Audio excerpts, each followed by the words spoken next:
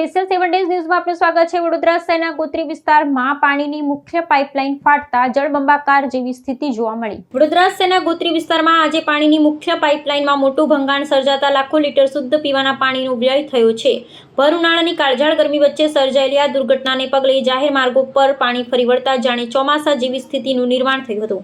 રસ્તાઓ જળમગ્ન બની જતા આંતરિક વાહન વ્યવહાર ખોરવાયો હતો અને ત્યાંથી પસાર થતા વાહન ચાલકો તેમજ રાહદારીઓને ભારે હાલાકીનો સામનો કરવો પડ્યો હતો। એક તરફ શહેરમાં ઉનાળાને કારણે જળ સંકટ ઘેરું બની રહ્યું છે અને જળ સંરક્ષણની તાતી જરૂરિયાત છે, ત્યારે બીજી તરફ વહીવટીતંત્રની ગંભીર બેદરકારીના કારણે હજારો લીટર અમૂલ્ય જળ ગટરોમાં વહી ગયું હતું। આ મુખ્ય લાઇન મારફતે ગોત્રી અને તેને સંલગ્ન વિસ્તારોમાં પીવાનું પાણી પૂરું પાડવામાં આવતું હોવાથી પાઇપલાઇન તૂટવાને કારણે હવે સ્થાનિક રહીશોમાં આગામી દિવસોમાં કૃત્રિમ પાણીની અછત ઉદ્ભવવાની પ્રબળ ભીતિ સેવાઈ રહી છે।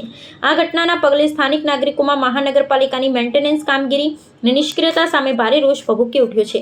સ્થાનિકો દ્વારા સત્વરે સમારકામ હાથ ધરી પાણીનો વેડફાટ અટકાવવાની ઉગ્ર માંગ કરવામાં આવી છે। જો વહીવટી તંત્ર દ્વારા તાત્કાલિક ધોરણે આ ભંગાણનું રિપેરિંગ કરવામાં નહીં આવે તો ઉનાળાની આકરી ગરમીમાં હજારો નાગરિકોને પીવાના પાણી માટે વલખા મારવા પડે તેવી ગંભીર પરિસ્થિતિ ઊભી થઈ શકે છે।